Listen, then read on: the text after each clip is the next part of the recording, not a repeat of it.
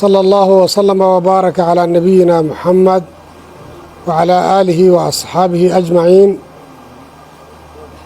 أما بعد، إنا لله وإنا إليه راجعون.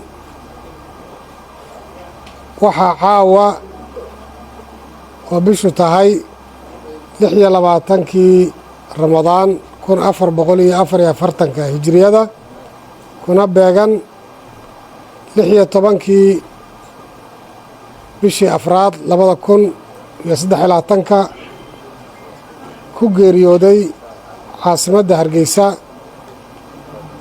fadiilat الشيخ العلامة الشيخ محمود أو صوفي محمد.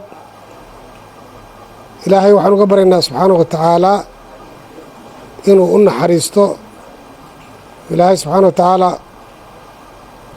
وكعزمه جنة الفردوس الأعلى ومدي وكبحي هي قرنك دمانتود أو قوريو مدحوينها قرنك iyo dhammaan culimmadii iyo dalabatilcilmigii iyo xigtadii iyo qaraabadii iyo qaranka intiisa kale oo dhanna ilaahay subxana wa tacaala sabir iyo iimaan allah ka siiyo. waxaanu halkan u shaacinaynaa dhammaan dadweynaha reer Somalilan in sheekheenna allah u naxariistee sheekh maxamuud ow suufi salaada janaasada lagaga tukan doono masaajidkii uu imaamka ka ahaa iyo khadiibka masaajidka Ibraahim Dheere ee ku yaala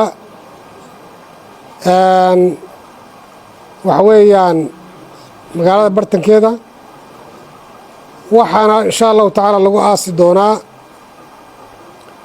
quraca aburiin baa lagu aasi doonaa oo dhinaca abaarsa ah haddii alla idmo.